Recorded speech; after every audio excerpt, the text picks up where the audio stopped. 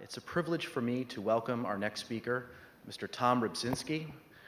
Tom is a principal at the law firm of Offit, Kurman in Tysons Corner, Virginia.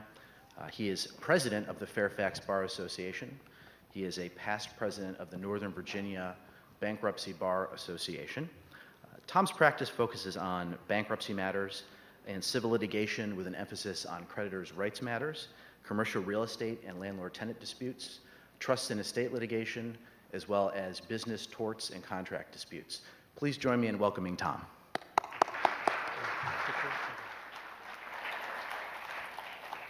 Thank you very much.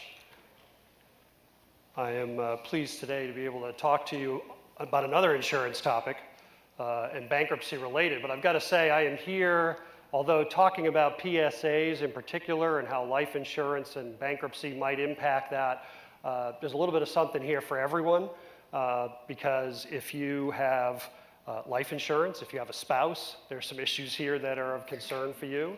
If you have clients who are seeking judgments and who think you might want to try and collect them, there's a little bit of something in this for you. But in particular, for those of you who are practicing in the divorce realm, that's where I've chose to focus. I've got several cases that have come to me recently. I do a lot of fiduciary litigation, and in that context, have found that if just one little thing had been done differently, the results might ultimately have been different or be different as well. And so focus, you see from the materials, dealing with life insurance in property settlement agreement.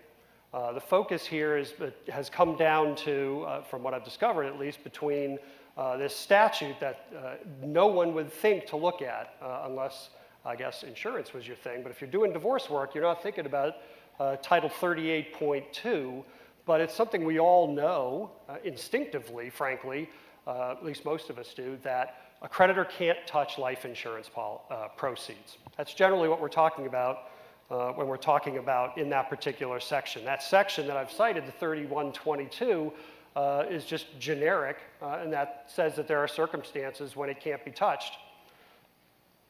Part B is the part that says you can't touch it. You can't touch what? You can't touch the life insurance proceeds. And it's the second part, which proceeds, but there are exceptions. And section C, my bad, there are exceptions. Section C, subsection C of that section is what says if you are a creditor that required a life insurance policy to be taken out for you to give the credit, well, then of course you should be allowed those life insurance proceeds. So for that creditor, you're okay. If you are that spouse, if you are the spouse considering a situation where you want life insurance to be in place to protect you, question then is, are you a creditor in that sense? Do you become a creditor as this statute considers it? And if not per se, is there something you need to do to make sure that you are to be treated as a creditor? Alternatively, is there a way that you can protect yourself without being deemed a creditor and having this section apply at all? I put the case out there, the Lincoln National case, because I have a case currently pending. This is one of those, you don't want to be the one who finds yourself in the situation we're in right now, because the case we have currently has someone arguing Lincoln National and someone arguing the creditor statute. Lincoln National said, we don't need the life insurance proceeds issue about being a creditor. Lincoln National said that the creditor, the ex-spouse who took the opportunity to go contrary to the deal that he had put in place with his ex-spouse that said he was going to maintain life insurance and he was going to keep that designation of beneficiaries, he was going to keep that. He undid it days before his death and then changed the designation to somebody else. It was a breach. He wasn't supposed to. He was court-ordered not to do it, but what was the impact of his having done it? The Lincoln National Life case, or Lincoln National as I refer to it, was an Eastern District case out of Norfolk where the decision came down to the judge saying that the redesignation, contrary to that court order, contrary to the terms of the PSA that was in place, the divorce decree that had put it in place was void. As a result of its being void, when the ex-spouse passed away, the designation, in that case, when the ex-spouse passed away, the designation itself was undone, and it was as if he had died with the appropriate designation in place. The statute, however, that creditor statute, it's a creative argument, but the creditor statute that I talked about, this one here, says, in no case whatsoever shall it apply unless, subsection C, that exception I talked about, if you are nothing more than a creditor who wants to take advantage of the loophole to this, that creditor, arguably, has to have assigned or has to have had the proceeds assigned to that creditor to be able to take advantage of those proceeds. Like I said, that one other exception would apply if, in fact, the life insurance policy had been taken out specifically for the creditor, but that's not what we usually see in a PSA situation. So beware, if you are dealing with an existing policy and you, as a divorce lawyer, under the circumstances, are trying to protect your client by having those proceeds remain in place, remain available, and you focus on the designation, and you only put in place a restriction on the ability to redesignate, the question has to become, what more, if anything, do I have to do to protect myself? Does the statute which would allow the exception only on subpart C to apply require the assignment of those proceeds? I would suggest not, but it couldn't hurt to go out of your way if you are dealing with an existing policy to get that extra assignment document in place. I think the argument necessarily twofold is that with the non-assignment, if you're in a position where you can't force the assignment, they won't agree to an assignment, the argument has to be that the order itself effectuated an assignment of an interest. You fall into that category as creditor exception to this subsection B because there is a court order that says that spouse is relinquishing their right. Lincoln National didn't have that statute under consideration. In Lincoln National, the judge was simply asked, who gets the money? The person breached their duty, they redesignated. Nobody stepped forward and said, well, under that other creditor statute, there should be an assignment in place for me to be the exception to that rule. There's no assignment here, so the judge didn't have that to consider. My point in saying that is this is an undecided area of the law. It's not clear. If for one spouse to be able to take advantage of the loophole, the exception that this statute creates under subsection C, doesn't say whether or not a separate assignment document has to be done in the situation of a divorce. So if you're going to argue Lincoln National, if you're forced to argue Lincoln National, that's because you haven't, ex ante, put an assignment in place. Don't find yourself forced to argue Lincoln National, put the assignment in place.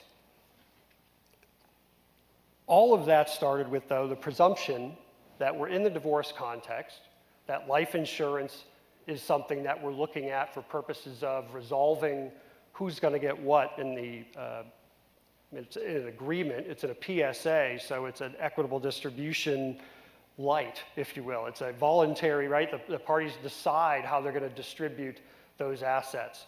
When you're negotiating, when you're making that negotiation and you're considering life insurance, what type of life insurance already exists? What's in place? You have the materials. I asked a number of questions for folks who don't normally deal in life insurance. It's one thing to presume life insurance is enough, but based solely on the dollar amount involved. It's not. There's different types of insurance. Not all policies are the same. Know whole life versus term life. Know that there's a difference. Know that every policy itself should be read, should be looked at. We're lawyers. It's a whole lot of legalese. It's a whole lot of fine print. When it comes time to do it ourselves, we're the worst. We never take a look at it. You want the policy, so you simply do it. But when it comes time to figure out whether or not your client is protected, get the policy, read the policy, know what the exceptions are to that policy. One perfectly good example is you think you're protected, or you think you've got your client protected with a policy in place, but there is a suicide clause frequently in a provision like that. If the party who's covered commits suicide, there may not be coverage at all. It's an affirmative act. They took their own life, so does that policy protect your spouse, your ex-spouse, client, if in fact that policy provision comes to light? Footnote, with that exception, there is usually a grace period or a cooling off period. When you take out a new policy, depending on who writes it, 6 months, a year, as long as the policy has been in place for a certain amount of time, then the suicide exception doesn't apply. But you have to know that, right? If you're negotiating for a policy and it's a keep-in-place policy, how long has it been in place? Are you concerned about the mental health of your ex-spouse? Do you think that they're depressed? Do you think suicide is possible? Well, if you think that way, be that much more vigilant when it comes time to be considering that policy and that exception if you're going to rely upon it. The key is when looking at the policies themselves, when looking at the type of protection you are trying to afford your divorcing client, knowing and being able to distinguish the value of the asset. It's not just the face value upon death. More importantly, it's not just assuming that you will be able to recover that face value upon death. So, you know what the policy says, you know what the coverage amount is. What do you have to do in your PSA to assure that your client will be able to get what they have coming to them? You can focus on maintaining the policy, focus on making sure that the premiums get paid, or you can focus on making sure that when the premiums are paid and when the ex-spouse passes away, that the proceeds of that policy are paid to your client, the ex-spouse. Those two things aren't necessarily exclusive, but you could focus on one, both, or neither. In any event, you could be putting your client at risk. So you have to know what the options are. Your client has to be made aware that, look, we have a policy here. Is your ex going to make the premium payments? Are you 100% certain of that? What if something happens? What if they can't? We have to put something in place that's going to allow for making those premium payments if they can't or if they don't. So alternatives to consider, if you're not already doing it, having there be a fallback, the if this, then that. If they stop making the payments, then you have the right, your ex-spouse client has the right to make those payments. Well, how do you know if they stop making the payments? You have to focus on information rights. We oftentimes think of these as a foregone conclusion that someone who is entitled to receive the proceeds of a policy gets to know whether or not the premiums are being paid. It's not so. The status of that policy is something that's private information, but available only to the owner of that policy, the maker of that policy, unless you put into your PSA, unless you put into the divorce decree, incorporating language that the individual spouse that's maintaining that policy gives up the right, gives the right to the person who's going to receive the proceeds, the right of information. The insurance company needs to know that. The insurance company has to get a copy of that order. Be absolutely sure to do that. There's absolutely no reason not to send the insurance company the PSA and the court decree saying, this is what your insured has agreed to. This is what is now, by court order, my entitlement. You need to do that. You need to make sure your clients do it. You need to insist on doing it for them. So the insurance company now knows the rights that your individual has. The individual has rights of information. Okay, what if they exercise those rights and determine that the beneficiaries have been redesignated contrary to the court order? The premiums aren't being paid contrary to the court order. At that point, they need to be able to make the payments Arrangements need to be able to be made. But you also, this is where we found in the Lincoln National situation, they have to be able to know that those designees are being changed or negotiate around it. Make them irrevocable. Assign the interest. It might be a little more clear now what I mean by that. When you're negotiating in the PSA, the terms of the PSA, protect your individual to say, I am entitled to these proceeds. You know it, soon to be ex-spouse. I know it, our attorneys know it, the court knows it. Does the insurance company know it? For that matter, does the world know it? If there's other creditors out there, they're prohibited from doing anything under this statute unless there's already an assignee. Is there, another question you need to ask, you need to know, is there a lender out there who's already been pledged that policy as collateral? Your ex-spouse doesn't often share a lot of information, I'm sure many of you know, in this process.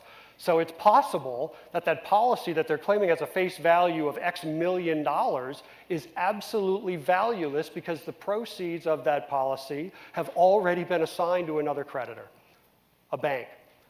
You want to be in that bank's position when you can. You want your client to be the one that the insurance company has already said, hey, I've got a document right here that has expressly assigned these proceeds to this individual.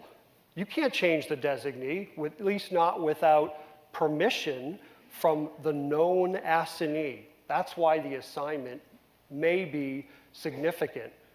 I say maybe because whether it's a separate assignment document or, as I said, give them a copy of the entered divorce decree. Let that operate as the assignment, if need be, as the fallback. Until the Supreme Court comes out and says otherwise, though, don't assume that that fallback is going to be enough. I'll let you know after we get to court and have Fairfax Circuit Court resolve it and probably have to take it up after that. Because like I said, there's nothing out there right now that is going to specifically say one way or the other than the non-binding federal court interpreting Virginia law out of Norfolk telling us under Lincoln National, no, it was void.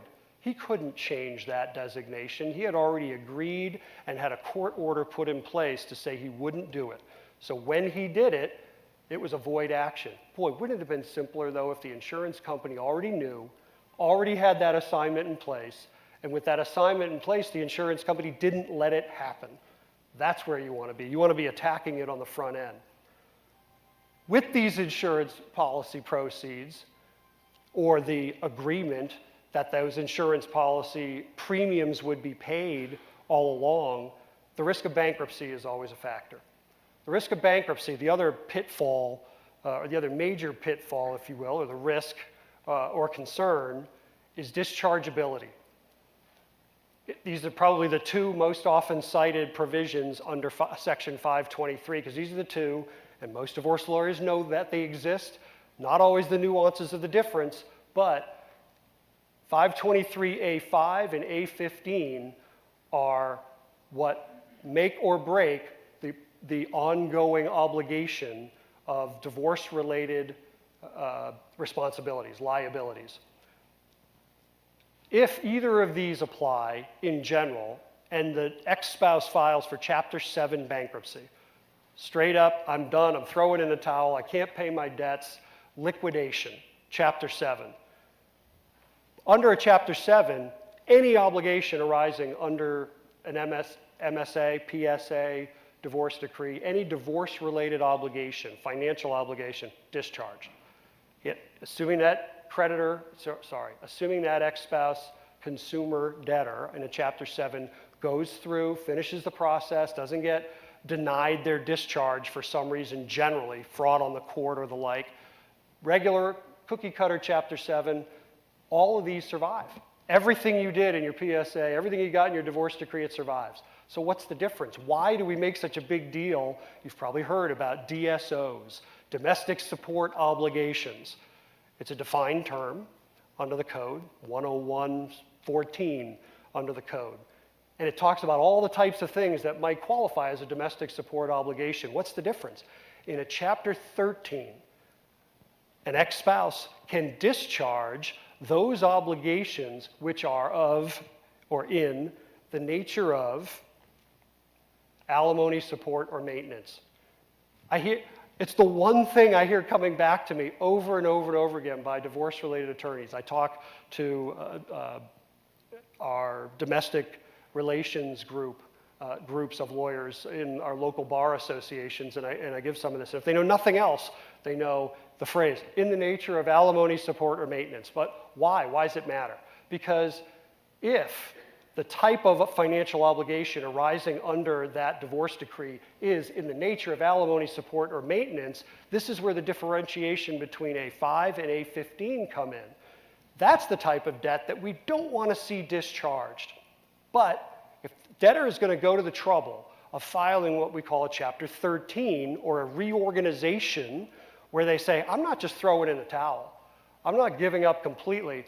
I'm going to devote all of my disposable income for the next 3 to 5 years, 60 now, I think it's even 72 months.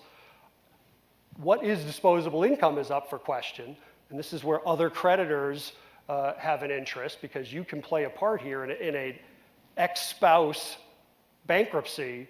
Anyone with a claim could be looking at, hey, he put down that he has to pay a certain amount in a divorce-related obligation, but that's dischargeable. That is a dischargeable debt. There should be more money available for me, the other creditor. Look hard at disposable income. Look hard at what the debtor's going to put down, because here, when they're in the Chapter 13, this whole in the nature of alimony, support, or maintenance goes away, because they're all going to be dischargeable if he makes it through, and he or she makes it through and get their discharge. So when they get that discharge, you want to, or if they're going for that discharge, you want to make sure that they are properly declaring those debts.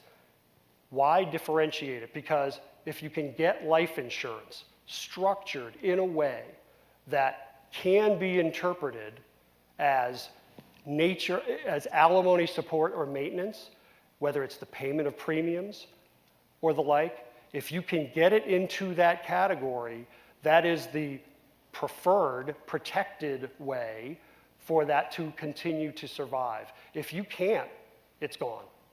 If you can, it has a chance of survival. Because the alimony, support, or maintenance,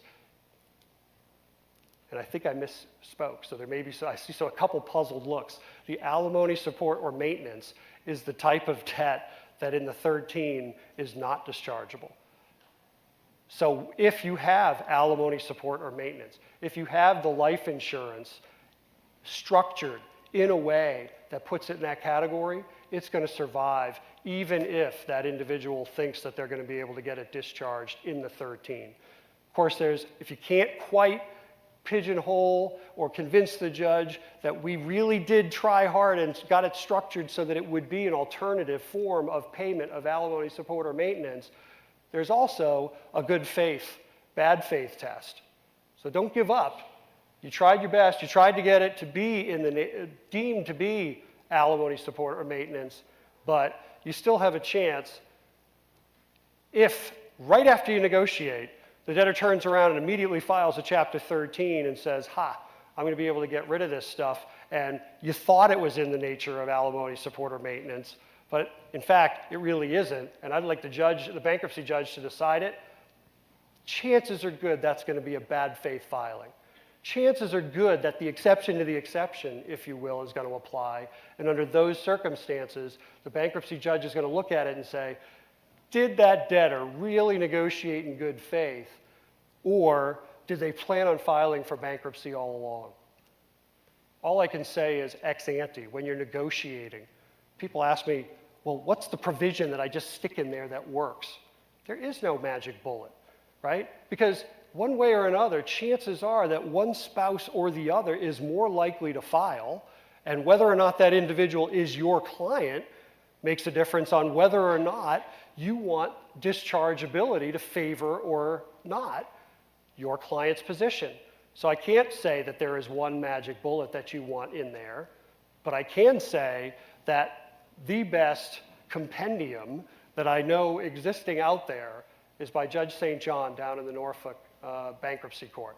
He's taken essentially every A5 and A15 dischargeability of a domestic support obligation and all of the factors that a court will look at when they're trying to determine, the bankruptcy court's going to try and determine how well did the divorce attorney do their job? How well did they structure this payment into a support alimony maintenance situation so that we're going to let that debt flow through the bankruptcy and not be discharged?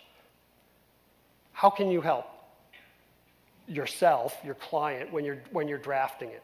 What are some of those factors? Well, obviously I said the bad faith applies and the timing of his filing might apply, but how you structure it in the PSA itself. Why create a section called support and then a separate section called life insurance? If you want that to be considered, if you want the life insurance to be treated as alimony support or maintenance, if you want it to be in that category of non-dischargeable debt in the in the bankruptcy under 523A15, structure it as support. Put it in the section called support. Try and structure it in such a way that makes it a substitute for a financial obligation. Instead of paying you support, I'm going to pay a premium. Instead of paying you support, I'm going to assure that life insurance remains in place because if I die, I'm no longer going to be there to be able to make those monthly payments for you, and I still want you and the kids, or just you, to be able to stay in that house. What am I going to do to replace the support payments that I'm making? I'm going to make sure this life insurance is in place so that it is a substitute for, it is in place of this alimony or support payment that I would have been making. So it's incumbent upon you on the front end, structure it so that those payments are actually being made in lieu of a support payment in some other way. Don't do yourself the disservice of putting it in a totally different place in the agreement and use language that says, I understand that this language is out there. I understand that 523A5 and A15 differentiate between things that are of the likeness of support and those that aren't. I understand that we want this to be non-dischargeable either in a 7 or in a Chapter 13, even under a reorganization, right? So we are going out of our way to bankruptcy-proof this particular agreement. The language you put in there can include a bankruptcy provision, certainly. It should. It should specifically reference. We understand it might happen. Don't think, though, that when you put in there, and this debt is non-dischargeable if you file for bankruptcy, that that wins the day, that you can go into bankruptcy court and say, see, I put it right here. It says it's non-dischargeable. That doesn't work. What works is not necessarily what we call it, but what it is.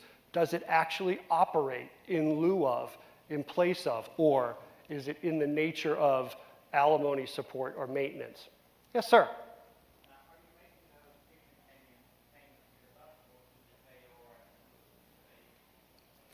Question is, am I making those payments deductible to the payor? Is that right? Or the payee? That's negotiable, right? That's part of what's at play when you're negotiating the impact of it. And almost everything is. That's why be creative with it, but understand the implications of it. Don't presume one outcome, and certainly don't presume one size fits all.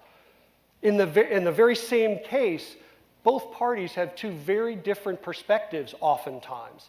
Sometimes not. Sometimes bankruptcy is not in the contemplation of either spouse. Those are the easy ones because now you do have one size fits all, a provision which either side looks at it and says, well, I'm just as likely as not to file as my soon-to-be ex-spouse is. I don't need to worry about being more or less at risk. Both parties are going to be at risk of dischargeability in the event that it occurs, but understand so that you can help your client appreciate how hard do we need to fight for this. That is not a multi-million-dollar asset. We're going to take the time, as I said, to learn do you know what that policy does? Do you know what it requires? Do you know what your rights and obligations are? Do you know whether or not he's going to allow you access to the payment history on that, or the ability to make payments if he stops? Because maybe the other spouse is negotiating from, aha, I'll put that policy on the table because you know what? A day afterwards, I'm not going to pay it. You need to think that way. You need to think worst case. You want to be prepared. You want to negotiate for the policy. You want to negotiate for as much of an insurance safety net as you possibly can for your client, but understanding what the options are, what the policy provides if it's already in place, understand the inability potentially to replace that policy. Are there insurability risks? Is it possible that the cost of premiums for a new policy, if you're thinking, I need $1 million policy, this spouse is going to have to get it. Maybe they can't get it unless they pay through the roof premiums. You want to know that before you agree to something, because you're going to be bound to the costs associated with it, or on the flip side, facing the impact of an insurance policy which couldn't be maintained, couldn't be even achieved, couldn't be bound because we couldn't find a carrier who was going to put it in place. I've seen that happen. I've seen someone who was already a cancer patient, ex-spouse, soon-to-be ex-spouse, didn't know that that individual actually had a terminable illness. Getting the policy, you can commit to getting a policy all you want, couldn't find the insurance. Couldn't get, reasonably tried to get the insurance. There's probably somebody out there who would have insured it, and it would have been absolutely cost prohibitive, and ultimately it led to a fight over, is that what was contemplated, or what did it open the door to renegotiating, because there was obviously, ultimately, a built-in presumption of reasonable cost of getting that insurance. And so when you negotiate that PSA, just like there's an expectation through the ED process that a judge is going to be leveling based on what the perceived obligations and expectations are, rights are of the parties, both parties in the negotiation of the PSA will not have equal information. So I suggest, I recommend, and I counsel when I'm brought in by divorce attorneys to advise on the potential impacts of bankruptcy, assume the worst case. Assume the worst case, put everything into, depending on which side you're on, securing as best you can an obligation which is in the nature of alimony support or maintenance, or not, right? If you ultimately think you might have to file for bankruptcy, oftentimes there are businesses involved. There may or may not be bankruptcy involved with that. So put in place and negotiate for the best possible situation for your client.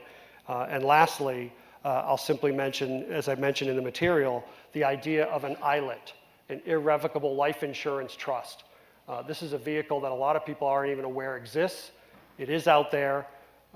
You can negotiate for that policy to be taken, put off into its own trust that should provide for the payment of those premiums with trust assets. So you negotiate not only to put the policy into that trust, when structured correctly, it prevents the covered spouse from changing beneficiary designations, from missing premium payments and the like. The insurance company is aware of it. They understand that the owner of that policy is the trust, and the trustee at that point, because it's irrevocable, is not going to be the ex-spouse. And then enough money, it has to be structured in such a way that enough money is in there to pay those premiums for long enough that there isn't a risk of non-payment, because you know that the funds are already in there. And hopefully, if you're in a situation to consider an ILIT, you put funds in there that actually generate some income. So the income that's generated by that trust is what's going to be able to make the payments on those premiums. I know I'm the only thing standing between you and your break. Are there any last minute questions for me on these topics? If not, I'll be sticking around, happy to answer any of your questions. And you have my contact information from the materials. So thank you very much.